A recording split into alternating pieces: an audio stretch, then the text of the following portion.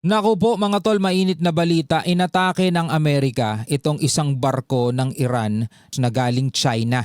No, dahil ayaw daw tumigil kaya ang ginawa ng Amerika, pinaputukan itong barko na to ng Iran at nagbanta ang Iran mga tol na magre-retaliate sila o gaganti sila mga tol. Pag-usapan natin tong balitang to. I'm just a young nigga chillin' on it. First time I seen ice was a Mainit ngayon ang sitwasyon dito sa Middle East at matatapos na mga kapatid bukas no ang ceasefire ng Amerika at saka ng Iran. Di natin alam kung ano mga mangyayari mga tol. Tulad nga ng lagi nating sinasabi, sa loob ng 24 oras napakadami ang mga nagaganap. Tulad na lamang nitong balitang panonoorin natin ngayon sa 24 oras. Inatake ng Amerika mga kapatid ang isang Iranian ships no. Habang nagbanta naman ng Iran, nagaganti sila no. Panoorin natin to mga tol. Nagbanta ang Iran na gaganti matapos kubkubin ng Amerika ang isang Iranian cargo ship. So hindi lang pala inatake mga tol no, kinubkob no. Sinakyan nila yung barko mga tol, kinuha nila. Ngayon nasa ngayon to siguro, kustodiya ngayon to ng Amerika. Tinanggihan din ng Iran ang alok na peace talks ng Amerika. Nakatutok si Chino o Gaston. Wala na sigurong peace talk talaga to mga tol. Tuloy-tuloy na yan, bakbaka na yan. Motor Vessel Tosca, vacate your engine room. Vacate your engine room. We're prepared to subject you to disabling fire. Sabi, umalis kayo dyan sa engine room at titirahin namin kayo, sabing ganun. Ito ang kuhang inilabas ng US Central Command kung saan kitang pinaputukan ng US Navy ang Iranian cargo ship na MV Tosca sa Gulf of Oman. Sa isa pang video, ipinakita ng US military kung paano nila kinubkob ang naturang barko. Ayon kay US President Donald Trump, kasunod yan ng tangkang paglusot ng Iranian cargo ship sa naval blockade ng Amerika. Pinapahinto daw kasi ito di ba? Nagsabi naman ng Amerika, matagal na tong blockade na to nagsimula yan nung nakaraan pa. Lahat daw ng hindi susunod dito sa utos nila, kung halimbawa pinapahinto nila o kaya pinapabalik nila kung saan man nanggaling, sasakyan nila yan. Magbo-board sila dyan mga tol at isisis nila. At kung kinakailangan gamitan ng puwersa, gagamitan nila. So etong Iranian ship daw ay pinapahinto nila, subalit hindi ito huminto. Bagkus ito'y nagtuloy-tuloy. Ito'y papunta sa Iran at galing to ng China, sabi sa mga report mga tol. No? The US Navy guided missile destroyer USS Esperance intercepted the Tosca in the Gulf of Oman and gave them fair warning to stop. The Iranian crew refused to listen, so our Navy ship stopped them right in their tracks by blowing a hole in the engine room. No, right now US Marines have custody of the vessel. So nasa US Marines ngayon etong barko na to. Aniya, nasa kustodiya na ng US Marines ang naturang barko. Dahil sa pag-atake niya ng Amerika, nagbanta ang Iran military na gaganti ito. Tinawag din ng Iranian Foreign Ministry na paglabag sa kasulukuyang ceasefire ang ginagawang blockade o pagharang ng Amerika sa mga pantalan at coastline ng Iran. Habang si Trump tinawag na paglabag sa kasunduan ang anyay pagpapaputok ng Iran sa Strait of Hormuz. Kung titignan mo, pareho lang naman sila Diba? Etong Iran, pinaputukan nila itong dalawang barko, oil tanker dito sa Strait of Hormuz. Diba?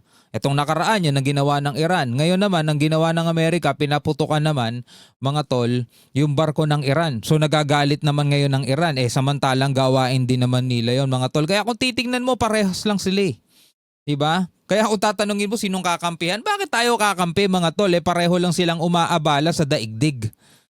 Kaya nga hindi ko maintindihan sa inyo kung bakit kayo kumakampi. Dapat nga wala kayong kinakampihan Ang panawagan dapat natin mga tol, sana magkasundo na tong dalawang to. Kasi eto, katulad niyan, matatapos na yung ceasefire. Ang ulat mga tol, wala na daw balak dugtungan pa ni Donald Trump yung ceasefire. So anong ibig sabihin nun? Diba? Magkakabakbaka na naman sila mga kapatid. Maaapektuhan? Buti nga sabi ko nga, diba? Buti nga sana kung sila lang ang nagkakaperwisyuhan sa sarili-sarili nila. Ang problema, dami nilang dinadamay. Buong mundo nadadamay. Sa parehong post, sinabi rin ni Trump na magpapadala siya ng bagong team sa Pakistan para ipagpatuloy ang negosasyon sa Iran. Sabay bantang aatakihin nila ang energy facilities at infrastructure sa Iran kung hindi nito tatanggapin ang mga kondisyon ng Amerika. Nababasa ko yung mga comment nyo, maka-Amerika ka, maka-Iran ka.